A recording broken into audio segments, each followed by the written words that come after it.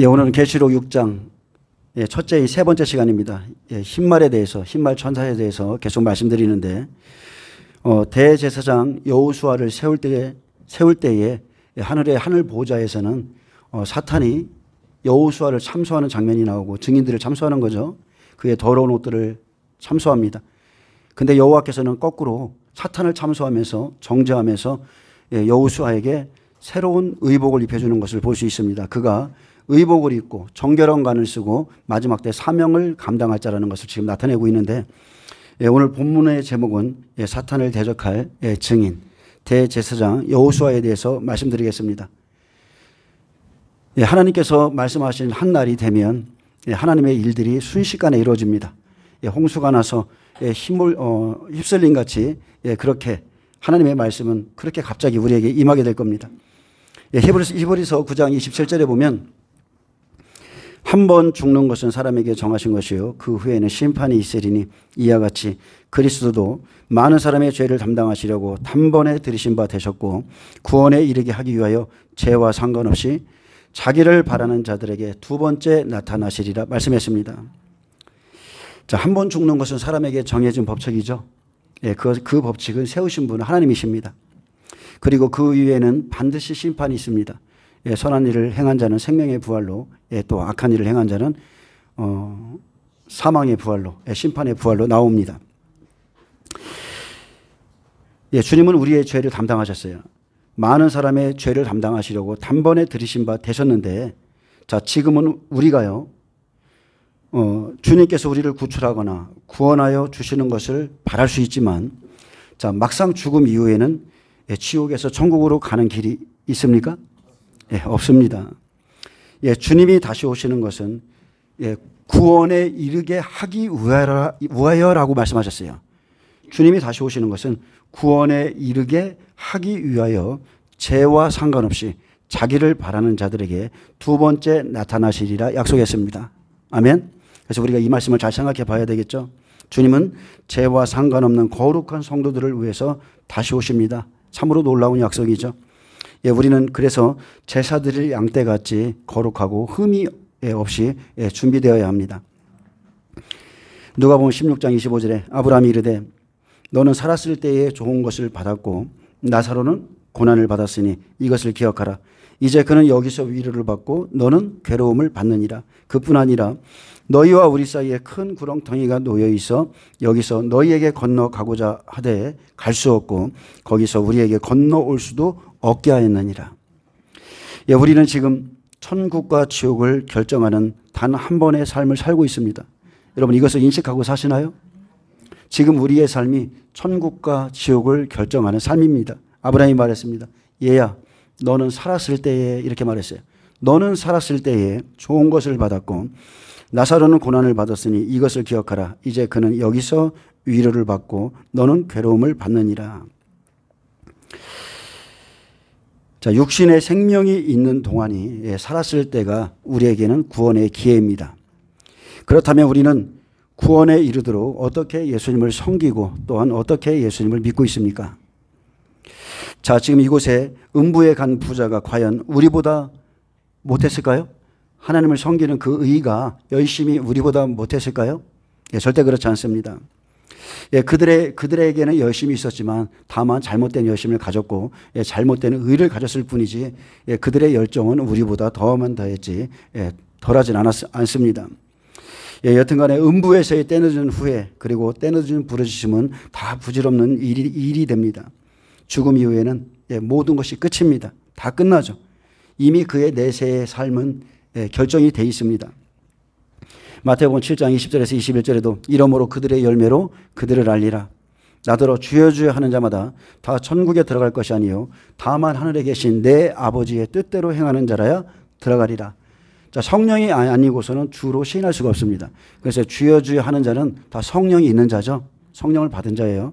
그래서 우리가 하나님을 믿되 제대로 믿어야 되는 이유는 다만 하늘에 계신 내 아버지의 뜻대로 행하는 자가 천국에 들어간다고 말씀했기 때문입니다. 자, 주여 주여 할지라도 다 천국에 절대로 들어가지 않습니다. 분명히 성경은 우리에게 성령을 소멸치 말라고 경고합니다. 근데 성령이 어떻게 소멸하나요? 성령을 소멸하는 방법은 딱 하나죠. 우리가 육체가 되면 그래요. 우리가 육신이 되면, 여전히 육신과 육체로 살면 성령은 떠나십니다. 예, 그의 영이 사람과 함께 할 수 없어서 떠나셨다고 그랬죠. 예, 마찬가지입니다. 그래서 우리에게 성령을 소멸치 말라고 경고하고 있습니다. 그래서 우리는 이 시대를 향한, 마지막 시대를 향한 하나님의 뜻을 잘 깨닫고 그의 뜻대로 행함으로써 천국에 들어가게 될 것입니다. 아멘. 그냥 예수 믿는다고 천국 가는 게 아니에요. 아버지의 뜻, 그것도 내 아버지의 뜻대로 행하는 자가 천국에 들어갑니다. 자, 스가랴서를 살펴보면 특히나 마지막 때의 일이 잘 기록되어 있습니다.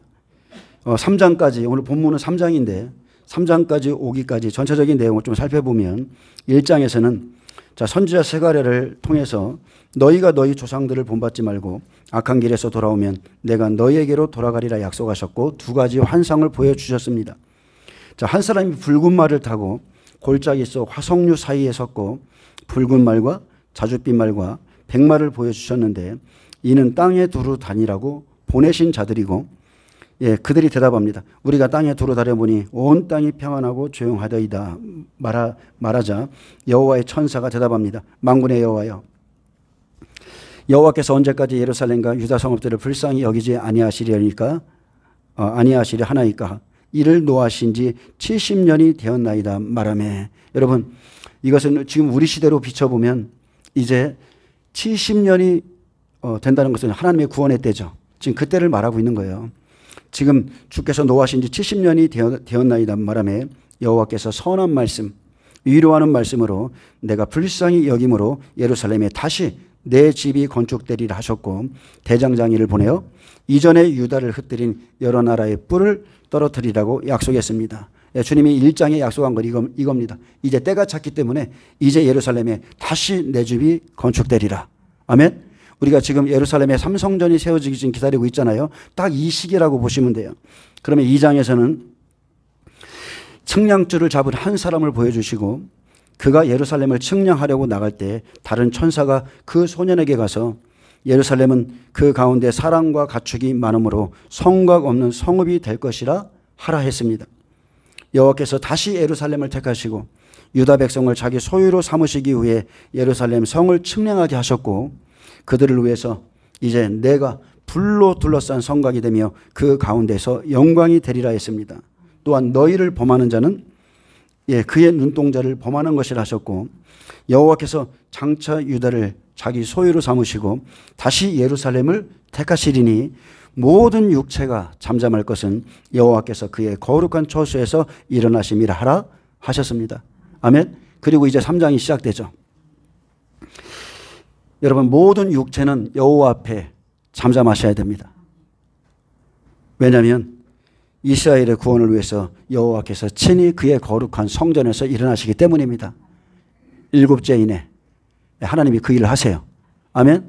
사람이 하는 일이 아니에요. 구원은 여호와께 속했다는 것을 여러분 믿으시길 축복합니다. 자, 그러면 스가랴 3장은 자, 바로 이러한 때에 대적자가 나타나죠. 사탄이 보좌에 와서 여호수아를 참소하기 시작합니다. 자, 하늘 법정, 하늘 보좌에서 여호와의 천사 앞에 선 여호수아와 그를 참소하는 사탄을 보이셨는데 마지막 날 예루살렘에 회복이 있을 때 영계에서 일어나는 일을 지금 미리 보여줍니다. 여호와의 천사 앞에 선 대제사장 여호수아 앞에 사탄이 오른쪽에 서서 대적하는 모습을 미리 보여주심으로 이 땅에 사건이 일어나기 전 하늘에서 일어나는 일을 먼저 보여주셨습니다. 아멘. 여러분, 이 땅에서 어떤 일이 일어나기 전에는 반드시 영계에서 하나님의 결정이 있다는 것을 믿으시기 바랍니다. 죄로 더러운 옷을 입고 있던 대제사장 여호수아였지만, 자, 여호수아는요, 초림에는 예수님의 예표고 마지막 때는 두 증인의 모양이라는 것을 믿으시기 바랍니다. 자, 마지막 때 다시 예루살렘을 선택할 때, 자, 대제사장은 두 증인의 모양이고 사탄이 그를 참소할 때에 오히려 여호와께서 사탄을 정죄하시고 여호수아가 공적인 신분으로 제사장직을 수행하도록 아름다운 옷을 입혀주고 정결한 관을 씌워주셨습니다. 사탄은 정결하지 못한 성도들의 상태, 죄와 허물로 가득한 이스라엘의 상태와 제사장의 더러운 옷을 지적했지만, 자, 그들의 죄와 죄의 옷을 벗기시는 분은 하나님이시죠. 아멘. 예, 여러분이 정결치 못하면 사탄은 끊임없이 하나님의 보좌 앞에 가서 여러분을 참소하고 정죄하고 칠 수 있는 권한을 받기 위해서 정죄합니다. 그래서 여러분은 정결하셔야 돼요. 예, 사탄이 더러운 옷을 입고 더러운 옷을 입고 있던 대제사장 여호수아를 대적하고 있을 때 여호와께서 오히려 사탄을 책망하셨습니다. 사탄아, 너의 더러움을 보라. 내가 너를 책망하노라. 여호와가 너를 책망하노라. 이는 분에서 꺼낸 그슬린 나무가 아니냐. 예, 자기 백성과 대제사장 여호수아를 참수하는 사탄의 정체에 대해서 여호와께서 말씀했습니다. 사탄아, 너는 장대에 달린 노뱀일 뿐이다. 여러분도 이렇게 믿으시기 바랍니다. 사탄은 장대에 달린 노뱀일 뿐이에요. 제가 어제 단편 영화를 봤습니다. 단편 영화를 좀 봤는데 다른 게 아니고 70년대인가 그때 그 마귀가 들린 그 여자애를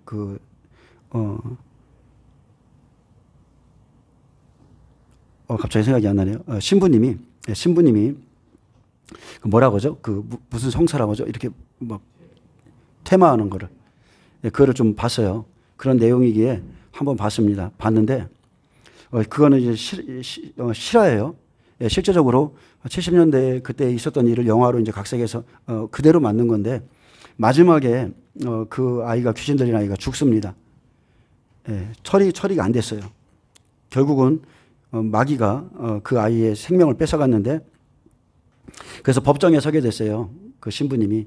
그래서 그 법정에 서서 그에게 유죄가 내려지고 그리고 결국은 그동안에 보호소에 들어가 있었던 것을 쳐서 바로 이렇게 실제적으로 풀려나긴 하셨는데 중요한 건 뭐냐면 그때 테마를 할 때 그들의 표현을 할 때 테마인가요? 우리는 축사라고 그러는데 근데 그때 녹음된 그 여자의 음성을 마지막에 틀어주더라고요. 근데 정말로 살벌합니다. 그 실제 루시퍼 사탄이 들어간 거예요. 그래서 그 여자의 몸에서 막 그 소리내는 그걸 듣고 있으면 아주 소름이 끼칠 정도로 의사가 거기 참석했던 의사가 두려워서 막 뛰쳐나오고 그랬었는데 그 실제적으로 그 음성을 들으면은 실제 두렵습니다. 저는 마귀를 딱 한 번 만나본 적이 있습니다. 제 온몸에 머리털이 그냥 다 서가지고 어떻게 할 바를 모를 정도로 저도 처음에는 막 굉장히 두려움에 휩싸였는데 실제로 영적 세계에서는 이런 일들이 일어납니다. 근데 우리가 예수님 안에서 성령 안에서 있으면 여러분은 승리할 수 있다는 걸 믿으시기 바랍니다. 자, 사탄은 장대에 달린 노뱀일 뿐이죠. 아무리 그렇게 사람을 괴롭혀도 아무리 사람들의 믿지 않는 자들의 그 생명을 앗아갈지라도 우리는 그렇게 할 수 없죠. 자, 너는 십자가에서 머리가 깨어진 존재라는 거죠. 이미 심판을 받았고 너는 앞으로도 영원히 심판받아 지옥 불못으로 갈 존재라는 거. 이것을 여호와께서 상기시켜 주는 겁니다. 사탄의 존재를 그렇게 상기시켜 주시고 이스라엘의 백성의 죄악을 짊어지고 있던 대제사장 여호수아의 더러운 옷을 은혜로 벗기시고 내가 내 죄악을 제하여 버렸으니 그에게 아름다운 옷을 입히라 했습니다. 그리고 정결한 옷은 뭐예요? 세마포 옷이죠. 이것을 입혀줬는데 지금 영계에서 일어나는 일이죠. 영적으로 여러분 입는 겁니다. 여러분 영적인 옷이요. 여러분의 영적인 옷도 정결하셔야 돼요. 우리 각 사람은 이미 영적인 옷을 입고 있습니다. 근데 더러워졌을 수도 있고 여전히 깨끗함을 유지할 수도 있어요.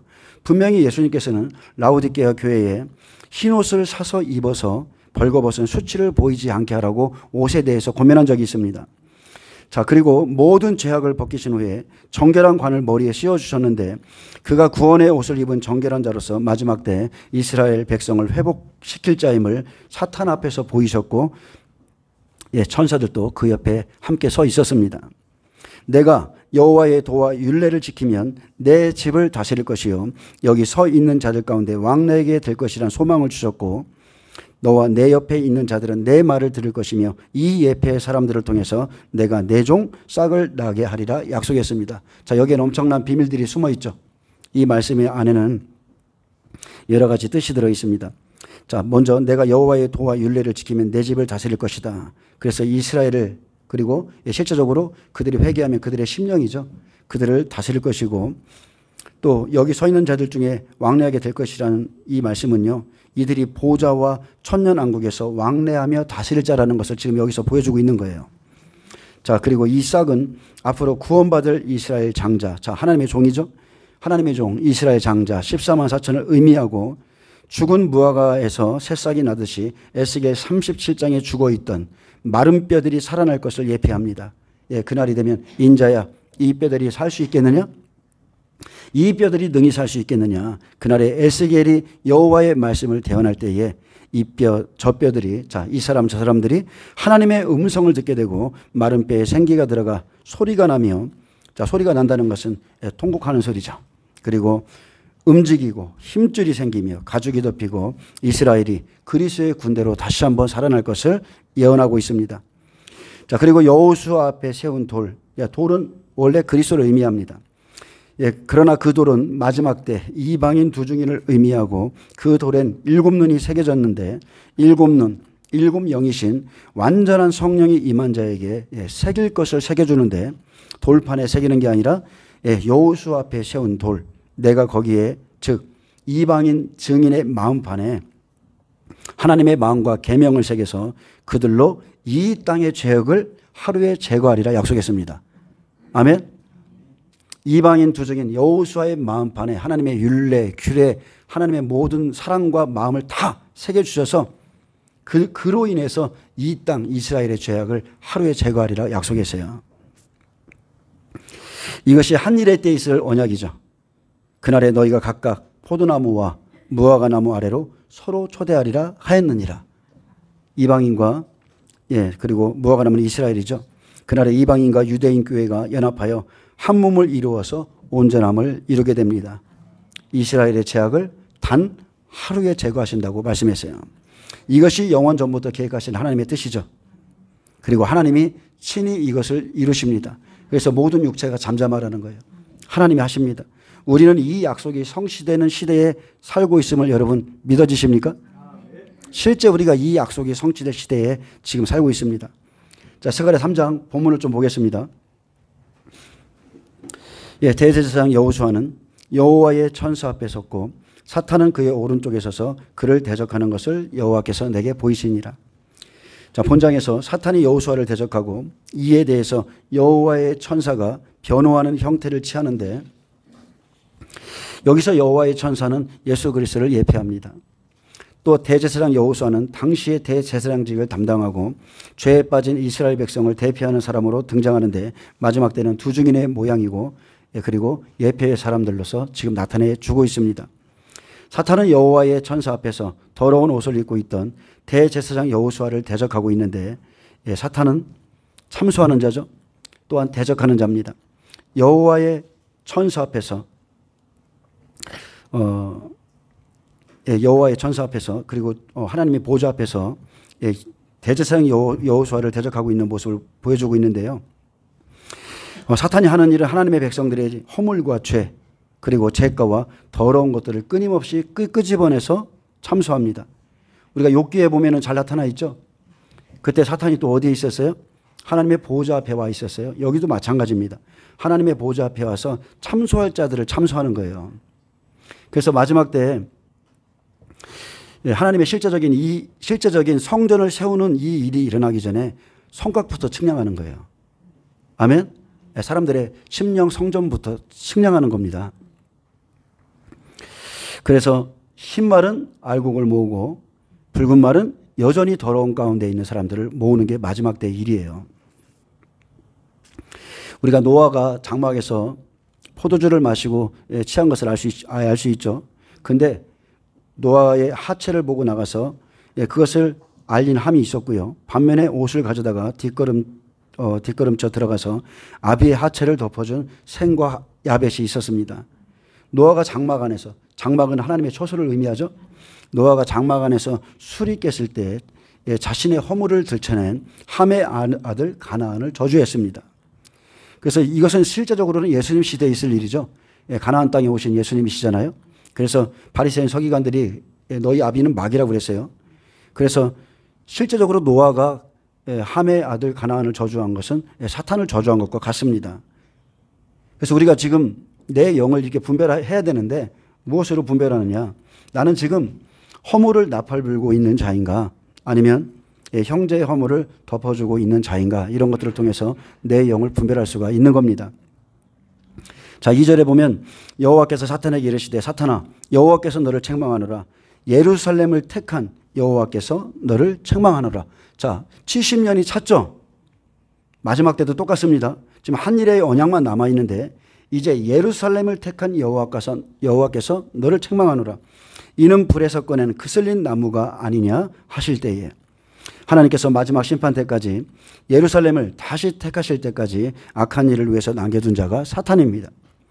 마지막 시대의 선한 일의 여호수아를 악한 일에는 사탄을 쓰듯이 악인도 선인도 하나님께서 적절하게 씁니다. 사탄이 더러운 옷을 입은 대제사장 여호수아를 대적하고 있을 때 여호와께서는 오히려 사탄을 책망하시고 너의 더러움을 보라 하셨고 오히려 여호수아가 예루살렘에 들어갈 정결할 자임을 보여줬습니다. 사탄아 여호와가 너를 책망하노라. 예루살렘을 택한 여호와가 너를 책망하노라. 이는 불에서 꺼낸 그슬린 나무가 아니냐. 하나님은 여호수아를 정죄하고 있는 사탄을 불타는 막대기로 취급했습니다. 사탄은 실제적으로 여러분 불타는 막대기입니다. 하나님께서 정하신 날까지 그냥 내버려 두시는 거예요. 그는 그의 일을 하고 하나님은 그 위에서 하나님의 일을 행하고 있습니다. 사탄은 불에서 꺼낸 그슬린 나무죠. 불 속에 들어갔다 꺼냈으니 한 번 심판을 받은 자고 앞으로도 지옥에 들어갈 자로 결정되어 있습니다. 그래서 사탄은 백보자 심판 후에 불못에 들어가죠. 영원한 지옥에 들어갑니다. 그날까지 이렇게 가는 겁니다. 하나님이 택하신 대제사장 여호수아가 있고 마지막 시대에 두 증인이 있듯이 사탄 편에서도 쓰임받는 자들이 있어요. 사탄은 이미 예수님께서 오셨을 때 십자가 사건을 통해서 한 번 심판을 받았기에 그의 종말은 결정되어 있습니다. 영원한 불못에 들어갈 자고요. 창세기 3장 15절의 예언처럼 사탄은 십자가 사건을 통해서 심판을 받았습니다. 이미 뱀의 머리는 밟혔고 상했지만 사탄을 멸하지 않고 남겨두신 것은 천년 왕국이 마칠 때까지 그를 쓰기 위해서죠. 영적인 알곡과 가라지를 나누기 위해서 쓰기 위해서 하나님께서 남겨두신 거예요. 심판날까지 사탄을 놔두신 것은 알곡과 죽정이를 갈라내기 위해서입니다. 그래서 여러분은 영적 전쟁을 잘 하셔야 돼요. 아멘.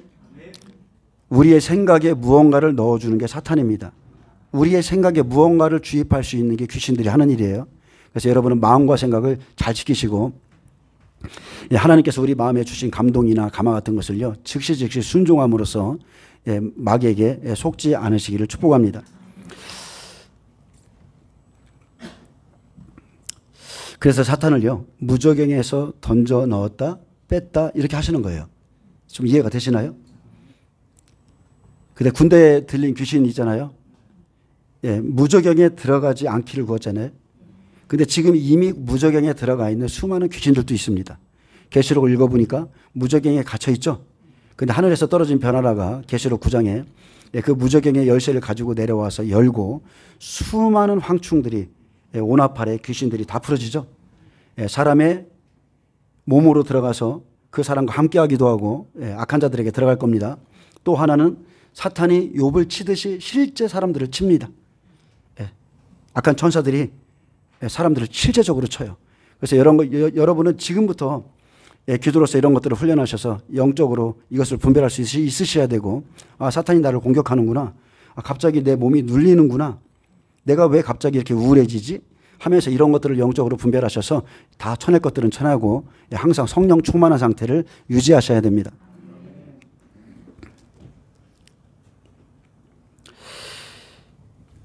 자, 이렇게 사용하시고요. 천년왕국이 끝나면 마귀가 영원한 불과 유황못에 던져지는데 거기는 마귀와 함께 했던 짐승 그리고 거짓 선지자들이 세세토록 밤낮 괴로움을 받는다 했습니다. 스가랴 3장 3절에 여호수아가 더러운 옷을 입고 천사 앞에 서 있는지라 여호와께서 자기 앞에 선자들에게 명령하사 그 더러운 옷을 벗기라 하시고 또 여호수아에게 이르시되 내가 내 죄악을 제거하여 버렸으니 내게 아름다운 옷을 입히리라 하시기로. 자, 3, 4절의 대제사장 여호수아는 마지막 때 두 증인의 예표입니다. 대제사장 여호수아가 입고 있는 더러운 옷은 자 원문에 보면 히브리어 초임으로 되어 있습니다. 가장 간악하고 혐오스러운 강력한 성격의 더러운 옷을 말하는데, 이것은 마지막 때 영적으로 소돔과 애국 같은 이스라엘의 더러움의 상태를 나타냅니다. 아멘. 여호수아가 죄와 허물로 가득한 이스라엘 백성들을 대표하고 있었기에 제사장 직분을 박탈당할 수도 있었지만, 그 어떤 사람일지라도요, 십자가의 은총으로 죄 사함을 받기까지는 죄의 뿌리가 남아있는 존재일 뿐입니다. 그게 우리의 모습이에요. 자, 이렇게 은혜 시대를 통해 70년이 찰 때까지, 이제 환란의 때까지 와서도 사탄은 변함없이 보호자에 올라가 성도들의 온전하지 못한 더러운 죄를 책망하고 정죄하고 허물을 들춰내고 그렇게 참수하는 존재이기 때문에 여러분이 자기의 옷을 깨끗게 하시기를 바랍니다. 옷이 깨끗해야 돼요. 영혼의 옷이 깨끗해야 천사들이 나와서 여러분을 돕습니다. 자, 여호수아는 사탄의 참수로 죄책에 시달리고 있었지만, 자, 여호와의 은혜로운 선언은 죄가를 단번에 벗겨버리셨습니다. 여호와께서 자기 앞에 선자들에게 명령하사 그 더러운 옷을 벗기라. 자, 하나님은 오순절 성령의 역사와 같이 온전치 못한 것을 회개시킬 때 다시 한번 강력한 성령의 역사를 통해서 옛사람을 다 벗기고 새 사람을 입히실 것을 성경에 기록해 놨습니다. 그래서 사탄 앞에서 택하신 백성의 죄를 완전히 사하시고 아름다운 옷을 입히신 것은 오직 메시아의 대속적인 죽음에 근거한 일이죠. 예수님께서 십자가를 지셨기 때문에 우리가 깨끗함을 입는 겁니다. 자, 옷은 합당한 지위를 부여받는 것이죠. 그리고 이것은 영적으로 입는 것입니다. 제 신천지들이 막 하얀 옷 입고 돌아다녀봐도 이거 안 되는 겁니다. 안 되는 거예요. 영적으로 하나님이 입혀주시는 거예요. 그리고 우리가 영적 직분을 받잖아요. 하나님은 반드시 영계에서 기름을 붓습니다. 왜요? 그가 그 직위를 감당할 수 있는 능력과 은혜로, 은혜가 옷 입혀지는 거죠. 그래서 틀려요. 전도사 안수받을 때, 강도사 안수받을 때, 그리고 목사직을 안수받을 때요, 기름 부음이 내 안에 들어오는 것을 본인이 압니다. 하나님이 무언가 내게 기름 부었다. 내가 새로워졌네 라는 것을 알 수 있어요. 그리고 실제적으로 안수해 보면 성도님들을 안수하는 거고요. 어쨌든 간에 직분을 받으신 분들을 안수하면 확실히 틀려요. 기름 부음이 임하고 들어가는 그게 완전히 다릅니다. 영적인 옷이 이미 입혀져 있어서 그렇습니다. 그래서 마지막 날에도 똑같습니다. 초림에 아주 강력한 성령을 부으셨던 것처럼 이제 영적으로 깨끗해지기를 위해서 그들로 기독케 하시고 모든 죄가를 단번에 다 제거해 버리십니다. 자, 아름다운 옷은 세마포예요. 자, 5절 보겠습니다. 내가 말하되 정결한 관을 그의 머리에 씌우소서 하매 그 정결한 관을 그 머리에 씌우며 옷을 입히고 여호와의 천사는 곁에 섰더라. 더러운 옷과 수치와 비난거리가 되는 죄가를 먼저 벗기고 그리고 아름다운 옷을 입히신 후에 다시 한번 정결한 관을 씌우십니다. 이 관은 예루살렘 성이 세워질 때가 되면 이방인 두주인에게 주는 면류관으로서 성을 건축하고 재건하는 사명의 면류관을 주는 것입니다. 계시록 11장 2절에 보면 1260일 예언하는 권세를 주시죠. 권세. 그겁니다. 이것은 영적으로 씌워주시고 그들은 의의 옷을 입고 하나님의 일을 감당합니다. 첫 번째 회개하고 아름다운 옷도 입히고 면류관도 쓰고 그리고 전 3년 반에 일하라고, 자, 1260일 동안 일하라고 준비시키는데 그 곁에 여호와의 천사가 함께하죠. 여기서 여호와의 천사는 예수님이에요. 자, 이렇게 전 3년 반을 앞에 두고 있고요. 6절에 보면 여호와의 천사가 여호수아에게 증언하여 이르되 만군의 여호와의 말씀에 내가 만일 내 도를 행하며 내 규례를 지키면 내가 내 집을 다스릴 것이요 내 뜰을 지킬 것이며 내가 또 너로 여기 섰는 자들 가운데에 왕래하게 하리라. 여기 섰는 자들은 어디예요? 지금 보좌를 말하는 겁니다. 지금 보좌에서 일어나고 있는 일이에요. 여기를 왕래하게 될 거라는 거예요.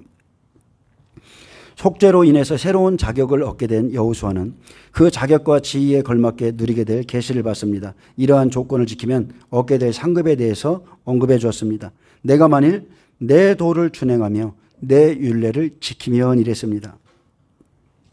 자, 순결하고 정직한 여호와의 도를 준행하고 그의 율례를 지키는 것은 여호와께 대한 개인의 생활 및 사실은 기본 자세죠.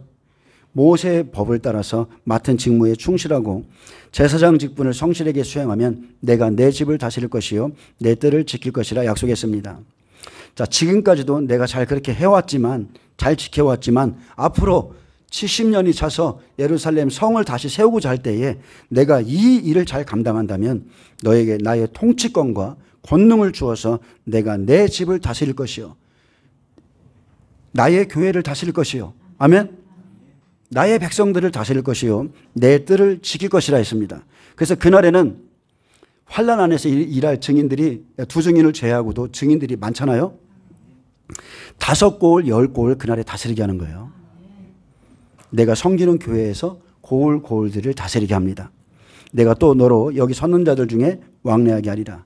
그래서 마지막 때 증인의 사역을 잘 감당하면 하나님의 보좌와 천년 왕국을 왕래하면서 다스리죠.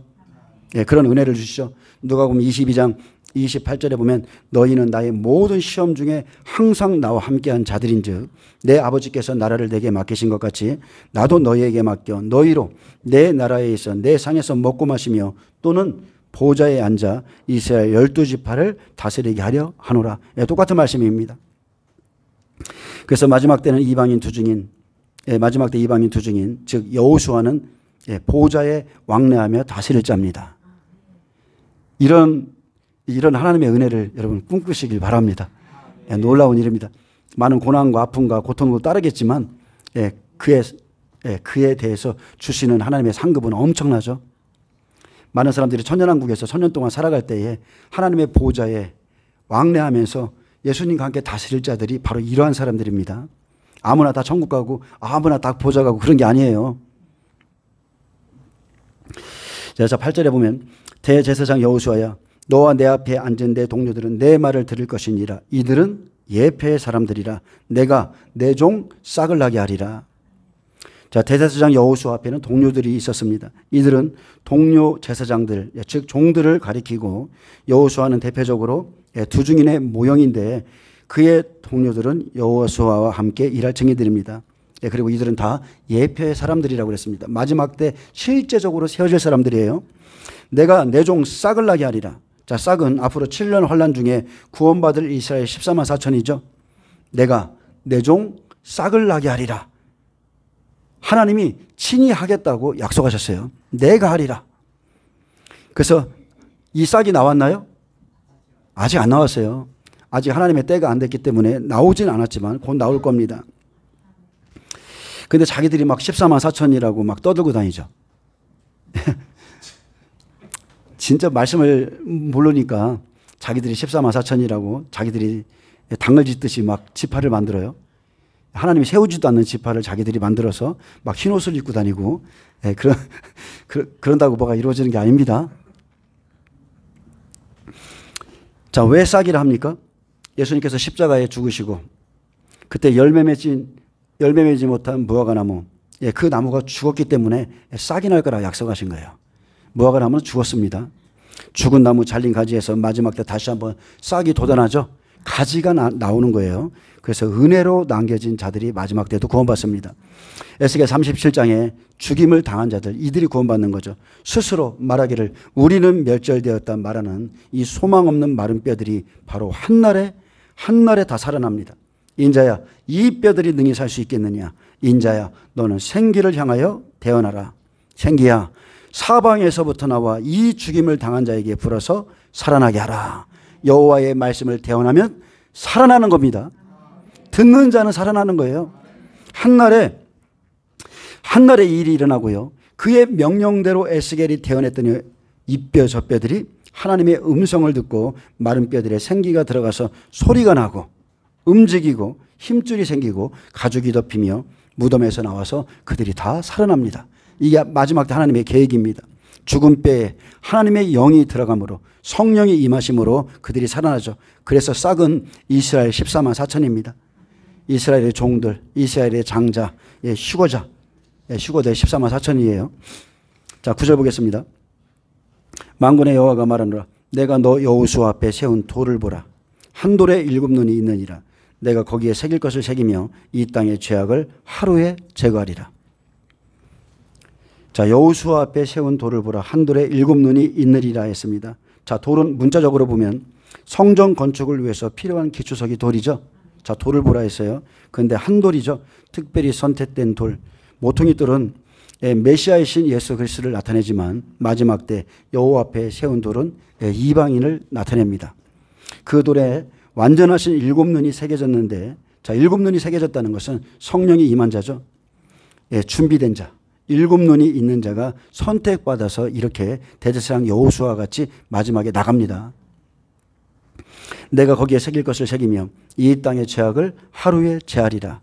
그래서 하나님의 마음을, 하나님의 뜻을 사람의 마음에 새겨주셔서 이 땅의 죄악을 하루에 제거합니다. 다시 한번 이스라엘 땅에 오순절 같은 성령의 강력한 역사가 일어나는데 초림보다 더 강력한 역사죠. 엄청난 역사가 일어납니다.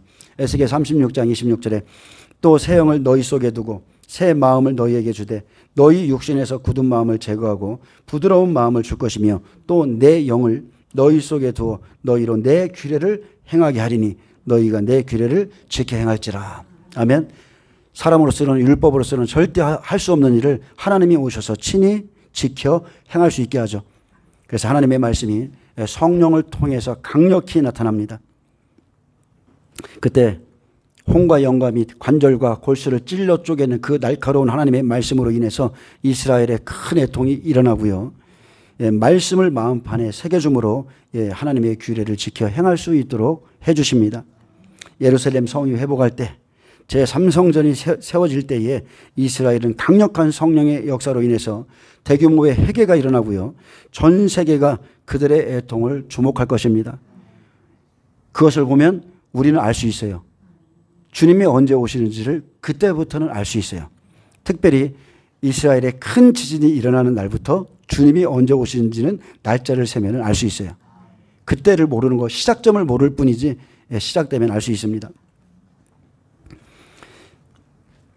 자, 등불은 하나님의 계획이죠.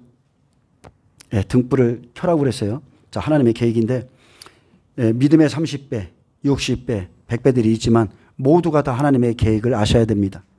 마지막 때 7눈이 새겨진 자들, 기름 준비한 자들이 쓰임받습니다. 구원뿐만이 아니라, 구원을 받는 것뿐만이 아니라 기름을 제대로 준비한 자들이 마지막 날에 쓰임받습니다.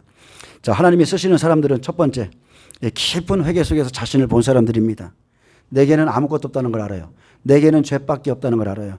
그래서 주님 외에 모든 것을 포기할 수 있는 사람, 포기하게 하시죠, 주님이. 그런 사람들이 쓰임받고요. 적당히 그렇게 신앙생활하고 사는 것이 아니라 기름 등불을 준비한 자가 마지막 때에 쓰임받습니다. 말씀과 기도로 거룩함을 입고 준비된 사람들이요, 쓰임받습니다.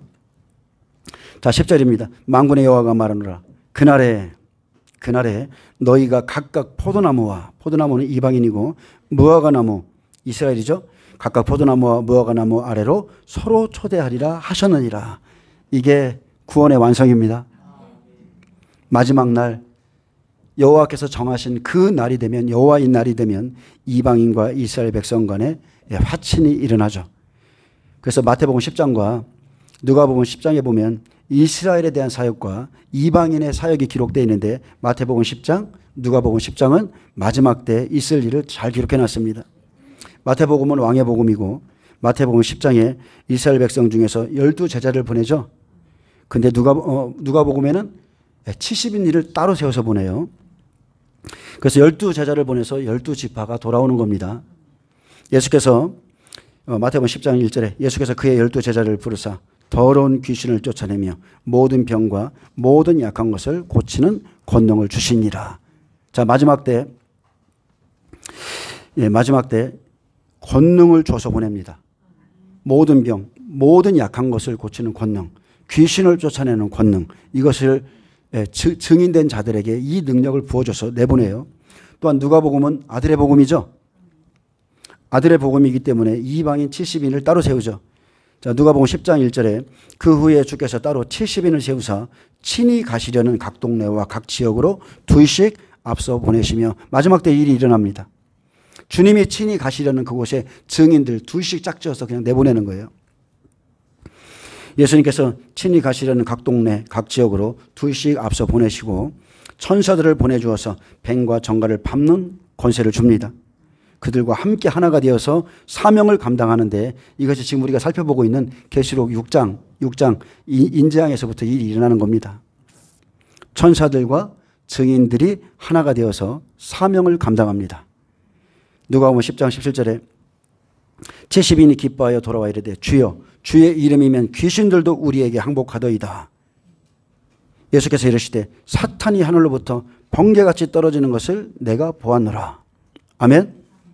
근데 실제 이 시대에 이 70인이 나갔는데 귀신들이 항복했나요?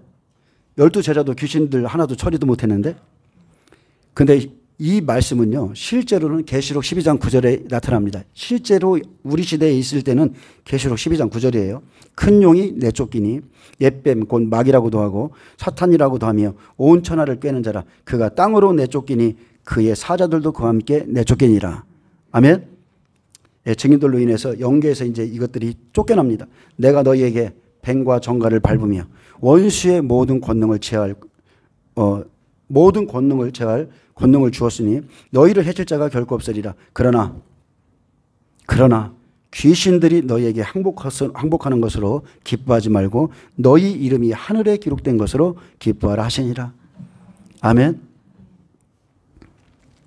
제가 처음에 예수님을 믿고서 귀신에게 시달려서 아주 죽기 살기로 고생할 때에 다 이 말씀을 붙잡고 기도했거든요.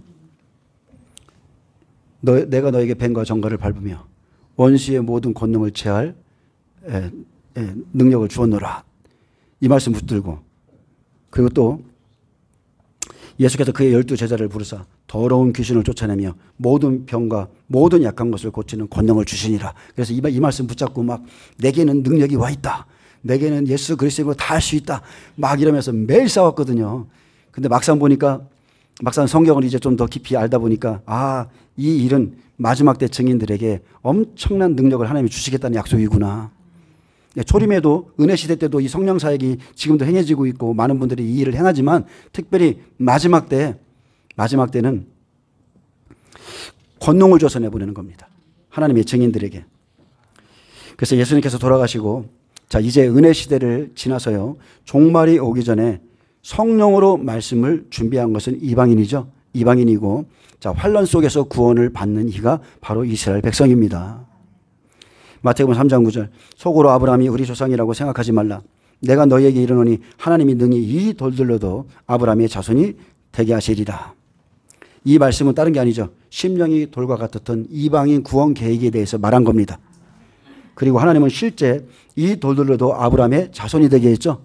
실제입니다. 그리고 다시 한번 이 마지막 시대에 이 돌들을 통해서 다시 이스라엘을 구원해요. 이게 하나님의 뜻인 거예요.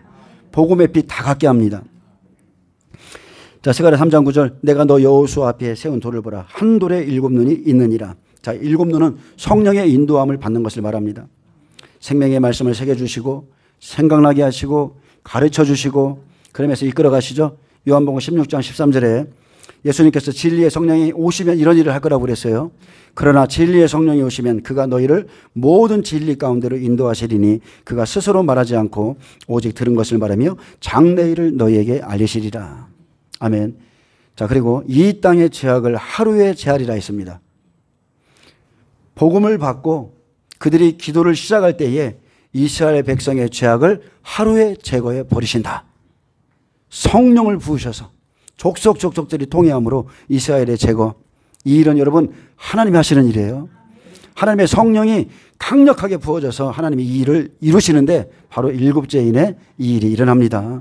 계시록 8장 1절부터 4절에 하늘이 반시간쯤 고요하고 이스라엘 백성들의 그 기도를 받아서 향로로 이렇게 올라가잖아요. 하나님이 하시는 일이에요.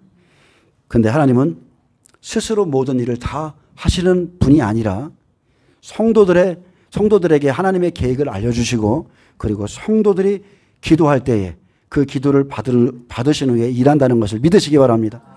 그래서 여러분은 기도하셔야 돼요. 가만히 있으면 하나님이 내 삶에 개입하시고 내 삶에서 알아서 해주시겠지? 나의 문제점을 하나님이 해결해 주시겠지? 절대 안 그렇습니다. 하나님은 다 알고 계시지만 여러분이 아뢰셔야 돼요. 아뢰고 기도할 때에 그에게 응답이 오는 겁니다. 하나님은 에스겔 선지자에게 말씀했습니다. 에스겔 36장 37절에 주 여호와께서 이같이 말씀하셨느니라. 그래도 이스라엘 족속이 이같이 자기들에게 이루어지기를 내게 구하여야 할지라. 하나님의 계획을 뜻을 다 알려준 후에 그래도 이스라엘 족속이 내게 구하여야 할지라. 내가 그들의 수요를 양떼같이 많아지게 하되 제사 드릴 양떼 곧 예루살렘이 정한 절기의 양무리같이 황폐한 성읍을 사람의 때로 채우리라. 그리한즉 그들이 나를 여호와인 줄 알리라. 더러운 양떼였는데 제사 드릴 양떼같이 만들어 주시겠다고 성령을 통해서 회개하면 이 일이 일어나죠. 그래도 이스라엘 족속이 이같이 자기들에게 이루어지기를 내게 구하여야 할지라. 그러므로 제사 드릴 깨끗한 양떼가 나오는 겁니다. 하나님이 받으실 만한 사람들, 하나님이 축복할 만한 사람들이 기도를 통해서 나오는 거예요. 기도해야 되겠어요? 안 해야 되겠어요? 일주일에 한 번 나와서 해야 되겠어요? 끊임없이 나오세요. 끊임없이. 저는 지금 멀리 분들은 어쩔 수 없고요. 끊임없이 가까이 있는 분들은 끊임없이 나오셔서 엎어지면 코 닿을 때 있는 분들은 특히나 더 많이 나오시길 바랍니다. 더 많이 나오셔서 끊임없이 기도하세요. 왜 그러냐면 기도는요. 여러분 생각해 보세요. 기도는 구원받은 자의 특권이에요. 하나님의 백성이 아닌데 하나님께 기도할 수 있습니까? 그리고 사무엘 선지자는 분명히 이렇게 말했어요. 기도하기를 쉬는 죄를 여호와 앞에 결단코 범하지 아니하리라. 나는 의로운 길을 너에게 가르칠 것이고 기도를 쉬는 죄를 결단코 여호와 앞에 범하지 아니하리라. 여러분, 기도를 쉬는 것은, 기도하지 않는 것은요, 하나님을 신뢰하지 못하는 것과 똑같습니다. 기도할 때 죄 용서 받죠. 기도할 때 구원 받습니다. 여러분, 기도하면 성령 받아요. 기도하면 성령의 충만함도 받아요. 기도하면 방언도 받고 각종 신령한 은사도 받아요. 기도할 때에 하나님이 친히 그렇게 우리의 삶에 개입하시는 겁니다. 근데 기도를 해야 되겠죠? 근데 어느 정도 해야 될까요? 예수님이 말씀하셨죠. 너희가 1시간도 나와 함께 깨어있을 수 없느냐. 최소 1시간 여러분 기도하셔야 돼요. 하루에 1시간은 최소 하셔야 되고 사역자들은 3시간을 하셔야 돼요. 그 정도는 해야 하나님 앞에 쓰임 받습니다. 자, 계시록 8장 1에서 3절에 보면, 4절에 보면 7째 인을 떼실 때에 하늘이 반시간쯤 고요하더니 또 다른 천사가 와서 제단 곁에 서서 금 향료를 가지고 많은 향을 받았으니 이는 모든 성도의 기도와 합하여 보좌 앞 금 제단에 드리고자 함이라. 향연이 성도의 기도와 함께 천사의 손으로부터 하나님 앞으로 올라가는지라. 그래서 여러분이 기도하면 그 기도의 향연을 가지고 천사가 하나님의 얼굴을 날마다 뵙습니다. 제가 알기로 한 달은 못 뵌 분도 있을 거야. 그 천사가. 예? 기도 안 하시는 분들이 있어요. 여러분 기도하셔야 돼요. 그래서 이스라엘 백성들이 속죄절에 이렇게 회개하고 기도할 때 천사들이 그 기도를 받아 보호자 앞에 드리면요, 5절의 역사가 일어나죠. 천사가 이제 그 기도를 다 받으면, 하나님께서 그 기도를 다 받으면 천사가 향로를 가지고 제단에 불을 담아다가 땅에 쏟음에 우레와 음성과 번개와 지진이 나더라 했습니다. 이게 2300주의 시작입니다. 환란의 시작이에요. 지진이 나더라 그랬죠. 곡이 이스라엘을 치러 오면 이스라엘 땅에 큰 지진이 나죠. 동시에 맞물려서 이 일이 일어나는 겁니다. 나팔 가진 천사가 이렇게 나팔을 불면서 재앙이 시작됩니다. 7년 환란의 시작은 뭘로 시작돼요? 기도를 받으심으로 시작되는 겁니다. 기도로 시작되는 거예요. 그리고 이날은 도적같이 맙니다. 재앙은 여러분 도적같이 맙니다. 여러분이 준비할 수 있는 시간 없습니다. 제가 이번 주에 내린 비로 인해서 피해를 봤는데 저희 동네가 피해를 봤어요. 새벽에 2시에 일어나 보니까 비가 이렇게 내리는데 아주 그다지 세게는 안 내리고 이렇게 멀쩡하더라고요. 평안해요. 평안해. 그리고 다시 눈을 잠깐 붙이고 2시간을 잤나? 새벽 4시 반쯤에 일어났더니 난리가 난 거예요. 딱 1시간 내린 비로 인해서 완전히 산이 쑥대밭이 됐고 논이 쑥대밭이 됐고 그리고 동네에 들어오는 도로가 15군데가 끊어졌어요. 군데가 그 짧은 그 한순간의 비로 인해서 정말 하나님의 말씀은 그날은 홍수에 휩쓸린 같이 함몰대 같이 내가 그 말씀의 뜻을 알았다니까요. 나팔 재앙이 임하면 그죠? 1나팔, 2나팔, 3나팔, 4나팔은 자연재난이잖아요. 이 나팔이 한참 있다 떨어지는 게 아니라 동시에 떨어지는 거예요. 그래서 하늘에서 피 섞이는 우박, 불 내려서 땅의 수목의 3분의 1을 살라버리고 바다의 3분의 1이 배가 깨지고 그죠? 피조물의 3분의 1이 죽는 이런 역사들이 기근들이 한꺼번에 닥칠 때에 그날 준비되지 않은 자들이 노아의 때 똑같은 겁니다. 준비되지 않은 자가 어디 가서 무엇을 구하겠습니까? 노아의 방주 안에 음식을 저축하라고 그랬죠. 말씀을 준행해서 방주를 지으라고 그랬죠. 그것으로 사는 거예요. 그것으로 자기가 준행한 말씀, 자기가 준비한 그 말씀으로 자기의 생명을 홍수가 내릴 때에 자기가 준행한 말씀으로 사는 겁니다. 많은 사람들이 듣기는 하지만 실천하지는 않습니다. 근데 그것은 믿음이 아닙니다. 믿음은 보이지 않지만 보이는 것 같이 그 말씀을 붙잡고 씨름하는 거예요. 그것이 진짜 믿음입니다. 그날은 도적같이 일할 것이고 분명히 7이라는 숫자는 하나님이 일하시는 시간이죠. 아예 하나님이 정해놓으셨어요. 자, 7째인에 내가 일할 거야. 7째 나팔에 내가 일할 거야. 7째 대접에 내가 일할 거야. 그날은 완전히 도적같이 많은 날입니다. 7이라는 숫자, 하나님의 시작의 숫자죠. 하나님만이 하실 수 있는 일을 시작하시고 하나님이 친히 일하십니다. 표적으로 번개, 음성, 우레소리, 지진, 큰 우박을 주시는데 이것을 사람이 흉내낼 수 있습니까? 하나님이 하신다니까요. 이 일이 7째에 일어나고 한순간에 주의 날이 시작되고요. 그리고 계시록 11장 19절에 보면 7째 나팔에 일어나는 일입니다. 7째 나팔에 하늘에 있는 하나님의 성전이 열리니 성전 안에 하나님의 언약궤가 보이며 또 번개와 음성들과 우레와 지진과 큰 우박이 있더라. 자, 7째 나팔도 하나님이 하시죠. 계시록 16장 17절에 7째 대접도 하나님이시죠.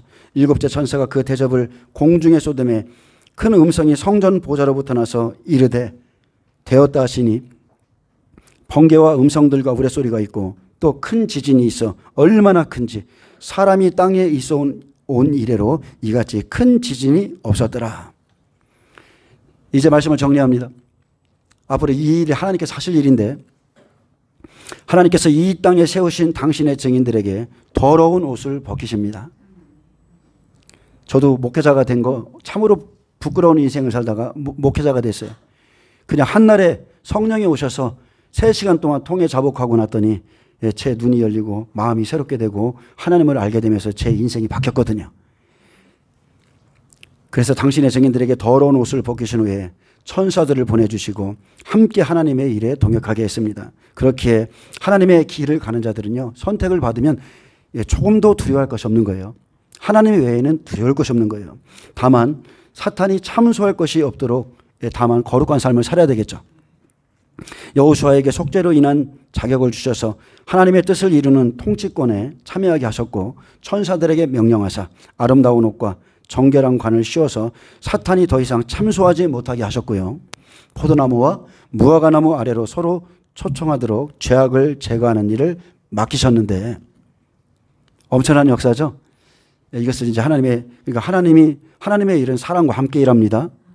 또한 천사와 함께 일하는 겁니다. 자, 그래서 우리도요, 이 마지막 시대에 하나님의 정하신 뜻을 깨달았다면 가장 먼저 할 일은 오늘 말씀 안에 나왔죠? 여러분, 더러운 옷을 여러분 벗으셔야 돼요. 그것은 여러분 회개하는 겁니다. 여러분이 회개하면 똑같은 삶을 사시면 안 돼요. 그리고 하나님의 뜻이 속히 이루어지도록 여러분은 기도로 동참하시고 물질이 있는 분은 물질로 후원하시고 또 전도의 은혜를 받으신 분들은 전도하시고 그리고 서로 세워주고 사랑하고 권면하면서 하나님의 날이 임하기를 하나님의 뜻이 이루어지기를 함께 이렇게 기도하기를 축복합니다. 기도하겠습니다. 주님 감사합니다. 스가랴 선지자를 통해서 하나님께서 이제 예루살렘 성이 건축될 때에 하실 일을 미리 보여주셨는데 그것이 지금 계시록에 있을 일임을 우리가 깨닫습니다. 그래서 하나님께서 우리에게 준비하라 명하신 것을 잘 준비하고 마지막 때에 쓰임받을 수 있도록 축복하여 주옵소서. 감사하며 예수님의 이름으로 기도합니다. 아멘. 하나님 앞에 영광 박수 올려드립니다.